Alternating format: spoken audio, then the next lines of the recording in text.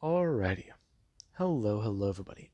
This is Kirusho here, and now, before I do begin, I want to say a few things. Now, if you guys have been keeping track of the timeline, you'll notice that the timeline adds up to 6 months. That is not the case. I said in part 19 that some time passed, and then I immediately said 2 months passed. Now, that was not what I mean.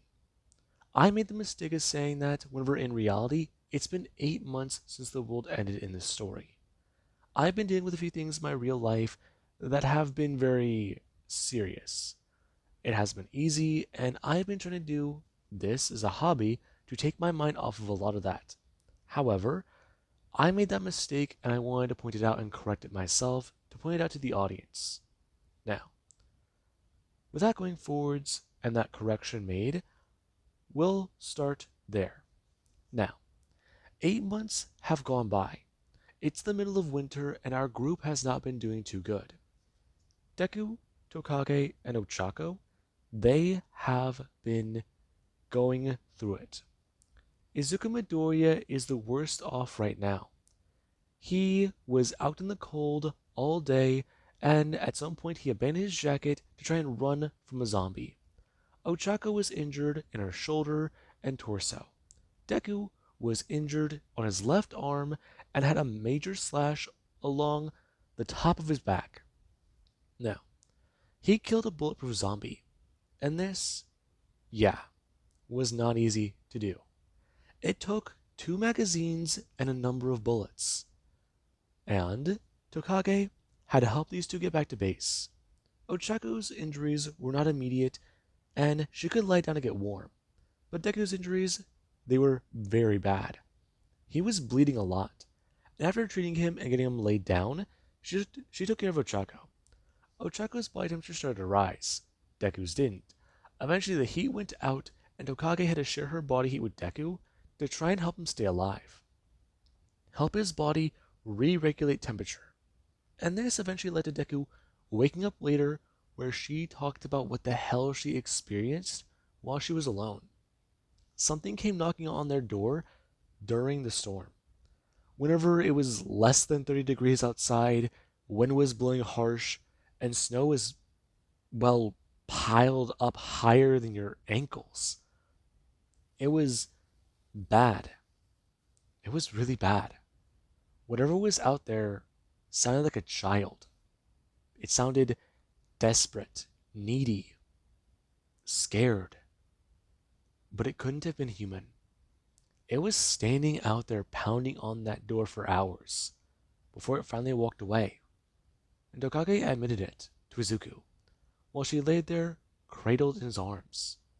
She was terrified because she almost opened that door. She also thought about using the homemade blunderbuss to blast it away and kill it. Because if it sounded like a child, it either was a deceiver that took the kid's voice or something else. And she didn't want to think about the first option. God forbid the second one. Now, currently the group, they are all sick. And we do cut to everybody over at the main household. Things have not been very easy here as well. People have gotten supplies back from base, but they've been back and forth. And after getting the supplies that Deku dropped off under the bridge, they were able to actually have a full course meal. Actually able to sit down, all eat together, and fill their stomachs, and not have to worry about their next meal. Deku did right by them, and they could not get into contact. The storm came in, and it began to get worse. A day passed, then 2, and then 3. And whenever it finally stopped snowing, and it finally actually had the winds die down, they had to go in and see what was going on. Now, we do currently have over at base, where Tokage, she does get to wake up. Currently, her climbing out of her sleeping bag as she was going to turn. Her looking at Deku as he does still lay there on the ground. Reno him, somewhat sweating, and with a bit of a fever. She thought that he would be okay, but clearly not. They need actual medicine. She's not doing too well either, but she's the one who hasn't slowed down. Not yet. She is trying to keep her strength. Eat, drink, and just make sure she's warm. But it's still hard. The snowstorm, it kept them in here for a number of days. And now that it's passed, she does get a lot of things prepared. Currently, her heading up to the roof to try and start a fire. And this, it does mean quite a bit. She's a head out. Currently, her forcing the door open and looking around, seeing quite a bit of snow. And she does get to try and turn. Her going to head back down and grab a shovel. And she does begin the process of trying to clear things up. However, instead of just throwing snow off of the building, she just does do one thing. She just throws it as far away from it as possible. Make sure to clear a path around the area. When the fire is started, it will all start to melt anyways. And that is not her concern. Start the fire and get food. Warm food. Those two, they need it. It's been okay, hit and miss, and just difficult, but they've been able to get by. They're all hungry. And today, after she's going to get the fire started and actual food cooking, things are going to get better. She starts to heat things up in a pot, and there currently is Ochako, who does get to actually sit up and turn. Her feeling the pain in her gut, as Deku, he does still lay there. Currently, him just breathing a bit heavy, and sweat pouring down the side of his head. And Ochako, she does try to climb to her feet. It's still a bit hazy in her mind, but she remembers this weird thing. She had a weird dream. A very weird dream. She also remembers Tokage sleeping with Izuku. Right, no, that one doesn't feel like a dream. But, well, no. She's gotta ask questions about that. A lot of them. Ow. Her grabbing at her shoulder. And bring her hand up, somewhat pulling away her shirt. Inspecting that area. Seeing the bloody bandages on her shoulder. And Ochako, she does still sit there. Her currently gonna lay back down because her back is feeling very cold. And there actually is a few minutes later where Tokage does come walking back in with some food. Her currently going to actually pull open the window and could actually set down a pot. Currently, her having the smoke push out of the window and outside, as there is a small little fire burning inside that pot. Her turn to express. Right. Okay, so is she good? I'm fine. Though, it's been in and out for a second. What's going on? It's been 3 days. The storm passed. Right. What happened? You guys came back muttering about a zombie. It was bulletproof? Right. No, I remember. How's Izuku? He's been in and out of it. He got the worst deal, you know? I mean, his back's all bruised up. He's got a. Well, he had a massive wound when his arm's messed up, but he's okay, as far as I can tell. But I'm not a doctor. Though, What do you remember? Hmm? What do you mean? I remember a few things. Weird stuff, though. Ochako got his own set up, and Tokage would actually get a turn. Her walking over and grabbing a jacket.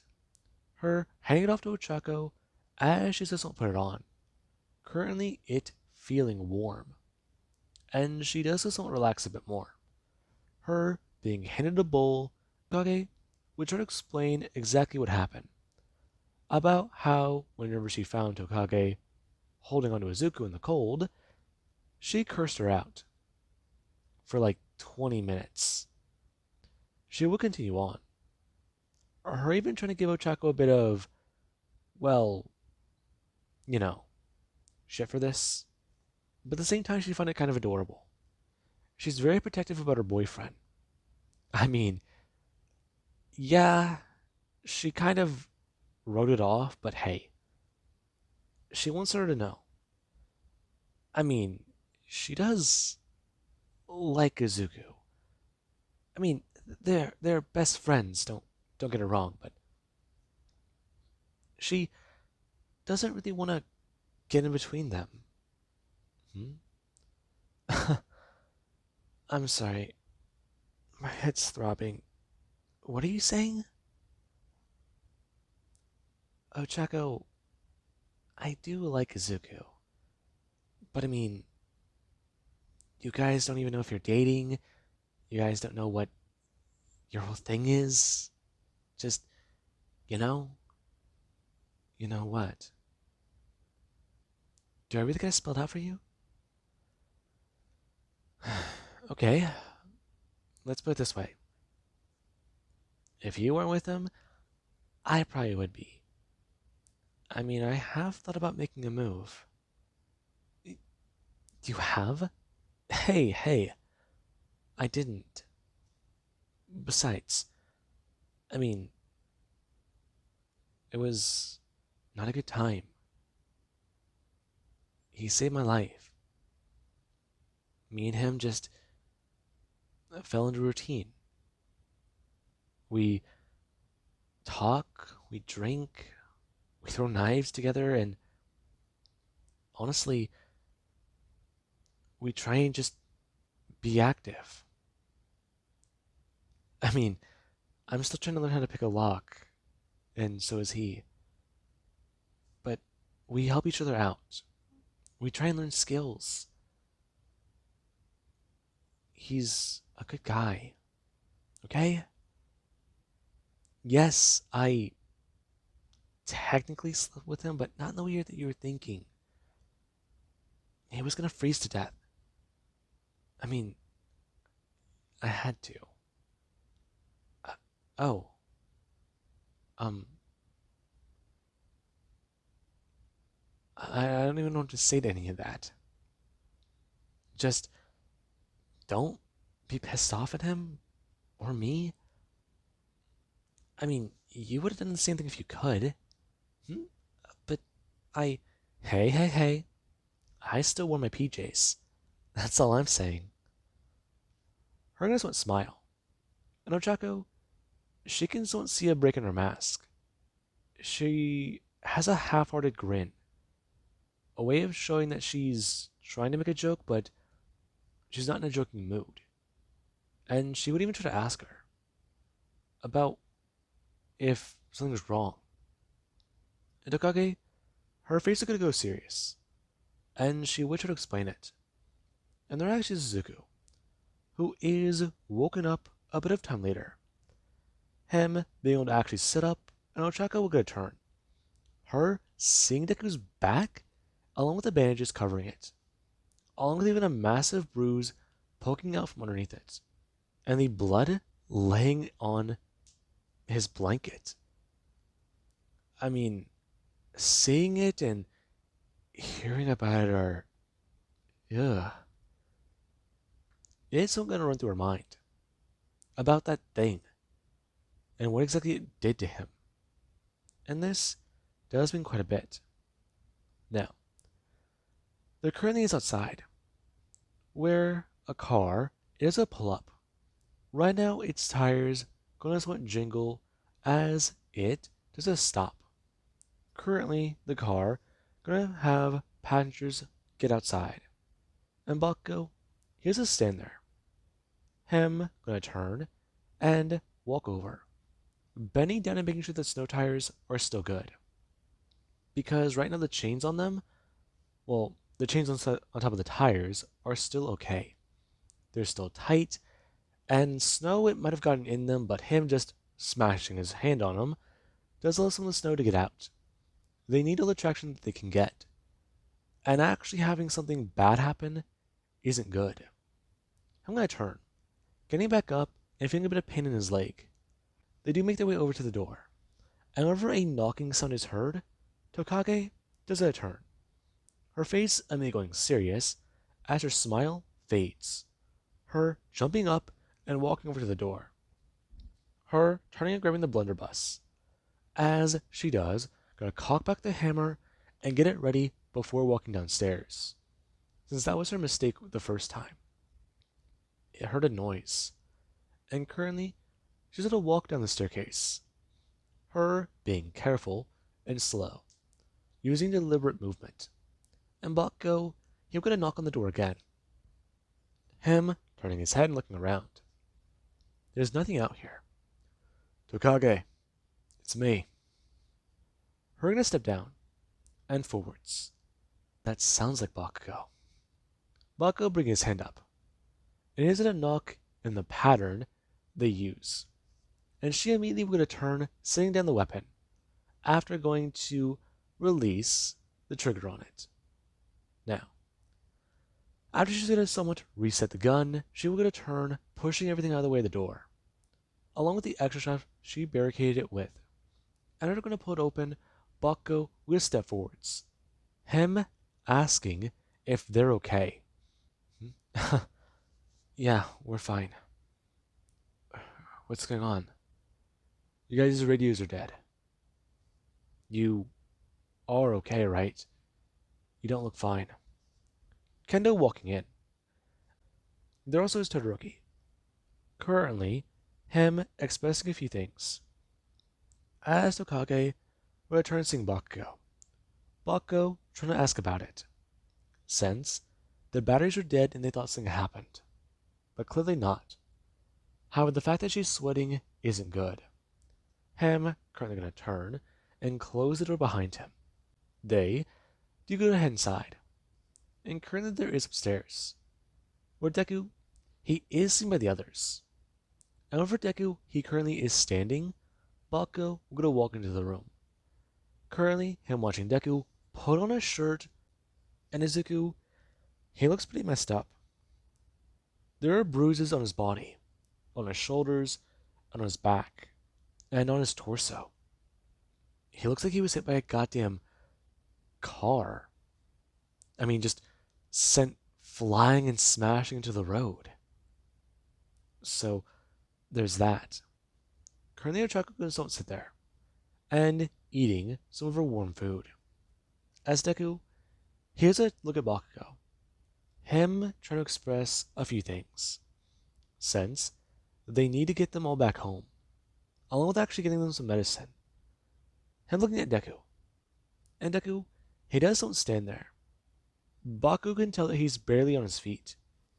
I mean, he looks pale. He needs to just sit down. And Deku, he just don't stand there. Him turning and walking over to the chair. Him sitting down and trying to put on a brave face. Him trying to ask if they got a distress call. No. We couldn't get into contact. We went out to the bridge and radioed in. Nothing. So we came here. We brought a car. We all thought something happened. Clearly it did.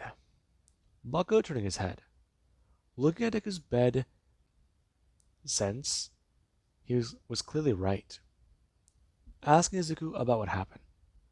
And Deku, he does try to give the explanation. Currently, everybody hearing about it. And there is outside somebody, they are walking, and things are a bit funny. I mean, they heard a sound, they heard a noise, an area they went by recently, an area they came through. It was interesting. Though, what was that sound? What was that sound? Certainly intriguing. And it does go through its mind. And there currently is Bakugo. Bakugo, he has a lot going through his head. They came back into the city and saw trails. People are trying to get through the city. And from what it looks like, there's caravans moving. But if that's the case, then where are they going? Where are they coming from? These trails go all around and everywhere. They're just weird. And that, it does say quite a bit. And currently there actually is where someone, they do come walking in.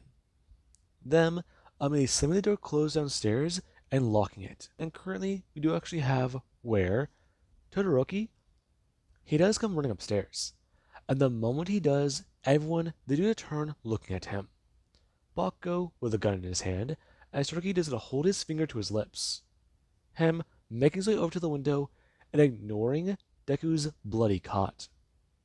Now, he has to walk over. Currently, him going to actually look down and out. Seeing the... What the hell is that? Izuku going to stand up. Going to walk over and look down. As he does look out one of the barricaded windows that are there. As it's a... What? No. What the fuck is that? Now, there currently is where a ball of steam is moving by. I mean, it's... What's going on? It's like someone let a fog machine out. There's so much.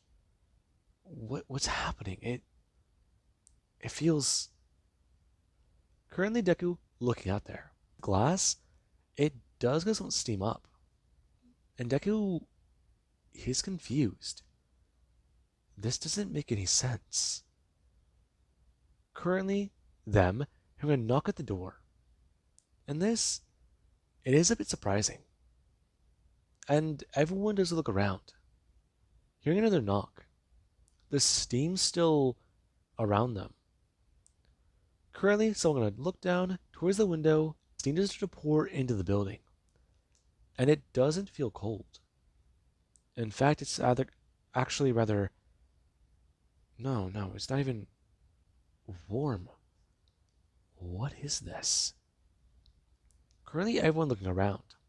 And Ochako does just want to sit there in her bed. As Tokage stands there, along with Deku and Bakugo.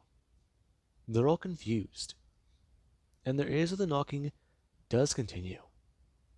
And it's a bit concerning. Deku actually hearing that sound again. He's heard it before. He's heard it in his strange dreams. That heart beat. No, that pounding on the wall. That was knocking? No. It sounds like a heartbeat. Deku's not having his blood run cold. And he's a bit scared for a second. He doesn't know why, but he's got a bad feeling about all of this. And currently something, it does begin to speak out. Make them whole again! And Deku, he does a turn. Currently, him looking at somebody confused. And it does get screamed again. They need to be one. They need to be together. They all need to be together. And this, It's rather strange. It doesn't make sense. And Bakugo, he has the idea. Him holding up his gun and going to actually slowly pull back the hammer. Deku turning to Bakugo and looking at him, shaking his head no. And Bakugo stares at him. Everybody currently going to wait. And there is more banging on the door. Currently, the person screaming about what to do. They know he's in there. They want him to come out. They need to take him home. They need to bring him home. And this, it does just alarm everybody. And the person, they continue to scream. Them yelling about everything. Along with everybody actually going to hear a sound. And the heat in the room, it does start to increase. Along with even the smell. It smells like someone's... Now, currently they're actually outside, where flames do start to pour in. And everyone, they do start to watch. Currently, Bakugo actually gonna walk over and lean out of the window, bringing his hand out and firing a gun. And everyone, they do hear a sound. Currently, the steam going to continue to rise. And there actually is, where people, they do begin to actually hear a sound. This beam of the steam is going to move away. It's moving fast and down the road, along with the fact that the snow is melting. And this is very weird. It's very bad. There's something out there. And Bakugo, he's to watch it, continuing to at least try and fire at it as it continues to move. And this, it does concern everybody. Currently, them heading downstairs, someone grabs onto the blunderbuss. Currently, them going to get ready. Kendo holding up the weapon as Todoroki does go to stare at the door. And the door, it's making a smell. I mean, it smells like burned pork and smells like wood. But there's also another smell there, one that's hard to identify. It doesn't make sense. Currently, Todoroki going to actually step forwards. Him going to get ready and turning to Kendo. Him immediately yanking the door open and leaping backwards. Her bringing up the weapon and going to wait. As nothing happens. And she does just going to stare at the door. A massive burned imprint. And this doesn't make sense. Currently, them gonna walk outside. There's handprints on the wall. There's a message. And the ground, I mean, can I bring her hand down? The concrete, ow. It's hot. Her turning her head, looking both ways. And it is a process in her mind. The way the snow's been melting. The way everything is from the way that thing came and the way it went. People didn't clear the snow. Whatever the hell that thing was did. They followed part of its pattern. No, fuck this, fuck no. Her gonna turn, immediately walking back in and yelling to everybody they all need to leave before it comes back. And this, it is a bit of a cause for concern. Currently, everyone packing up and going to get everything they can.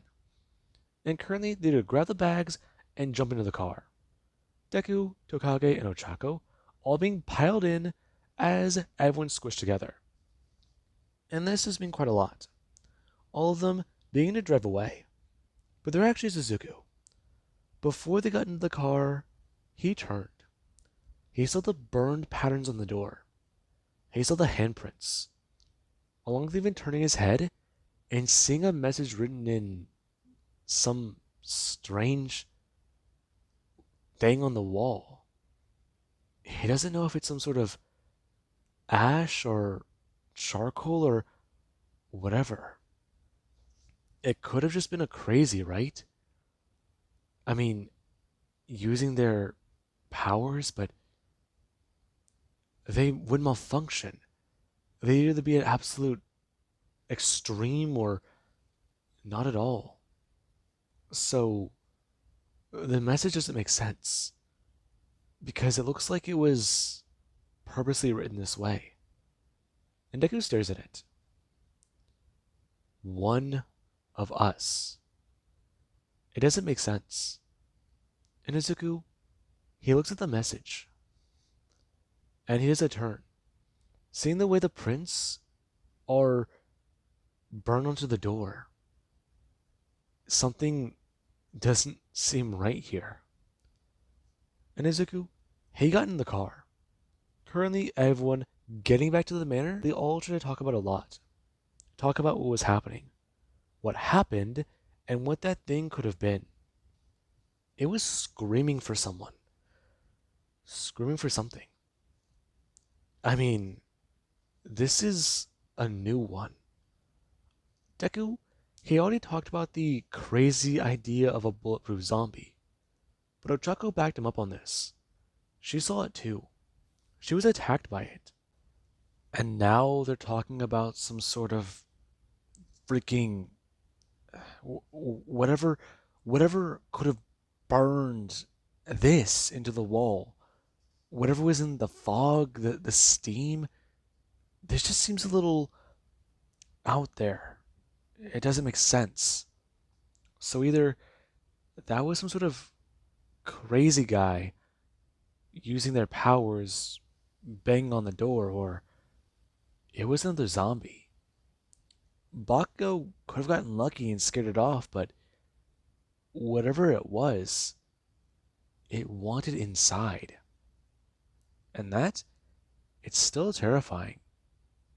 And Izuku, he feels a bit off about the entire situation. He just feels a bit more aware. His heart pounding in his chest, his weird dreams, Toshinori Yagi, the thing that could be inside this city. This tower of the red line? Oh, whatever is going on, it all connects back to some sort of hive mind. That's the whole thing about it. And honestly, it's kind of terrifying. And the group, they do their best to leave the city. When they do all finally arrive, they do get their bags unpacked. And Deku, Ochako, and Tokage, these three are able to be given proper medicine. And they all do get to lay down. And Izuku, he does lay there in his room. Having his bandage changed, and a lot of thoughts going through his mind. I mean, it just seems a bit strange. This idea in his mind, this idea in his head. If there is a hive mind, they gotta get rid of it. And deal with it. Save All Might. No. No, he's not able to be saved anymore. The best that they can hope for is to put him down. That's a mercy. The most that they can give him. But the snow is gonna melt. It's gonna melt in a few weeks. If that's the case, then they won't have a lot of time. Once he gets back on his feet, once he recovers, he could head out. Try and listen. Follow? I mean, it doesn't make sense. Currently, Deku hearing a knock on his door. And he will get a turn. Right out him, gonna see Ochako. Her currently staying there and stepping in, closing the door behind her and walking over. Her going to actually lay down next to Izuku. Her turning and bringing her hand up. her putting it over Deku's chest and going to cuddle next to him. And Deku, he is just going to turn, bring his hands down, grabbing onto her and holding onto her. She isn't going to say anything. She's just breathing a little heavily. And she's tired. She's also a little cold. So, there is that. And Izuku, he has his own smile. Though he does have many concerns in his mind. Many things running through it. Kill All Might. Put him down? Yeah, maybe so. Maybe so. But is it going to even be possible? I mean, that'd be a mass undertaking. A hefty one at the very fucking least. They'll definitely need help. So, no. Trusting people, it seems like a bad option. But if there's more of those things out there, crazies using quirks, I mean, they gotta take them all down. Deal with the crazies because they could be the most dangerous if they still have their abilities, and then turn to the zombies. If the hive mind is doing something to them, keeping them coordinated, or even influencing their thoughts, it could be helpful. Though, it could also make them more dangerous. That one they faced was only focused on attacking, relentless. It didn't seem to learn. Though, Tokage talked about that one zombie. It learned that they were there, stayed there for some time, and left eventually. Okay, so they don't get a lot of information, and they might need to talk to certain people. Well, they can go through the list they have. Areas on maps that they pointed out first off, and go from there. Yeah, God, okay. So yeah, look for the campfires that are burning out in the city. Go to them and be like, hey, we want to talk, We have this major theory about a few things going on. It's all going to sound crazy, complicated, stupid, and weird, but the longer we talk, the more it'll make fucking sense. By the way, I'm the guy that can see a dead floating guy made of fire. You want to talk to me? Yeah, he's going to sound like he's insane. Though, they need proof. A lot of proof. And that, it does concern Deku. If they're going to need something that would be a good show they can all talk, a good way of showing that they can open up negotiations and trade. They're people who can be taken seriously. They're not all just kids. And Deku, he does think back to the Deceiver. The one inside that one room. Whenever he threw himself in a truck out the window. Yeah. I mean, wait, no, the bags are still there too. So there is incentive to get that bag. No, that monster. Yeah, no, that's definitely something. Okay. So those bags should be fine. The deceivers are after flesh. Human flesh. They don't care about food. I mean, it's only the right assumption. And that, it does pass through Deku's mind. Ochako, currently, holding on to Deku. And Deku, he just won't close his eyes. Currently him, finally back home, in his own warm little bed. Now, with that all being said, I do hope you guys enjoyed, and have an amazing night. I'll catch you guys in the next part.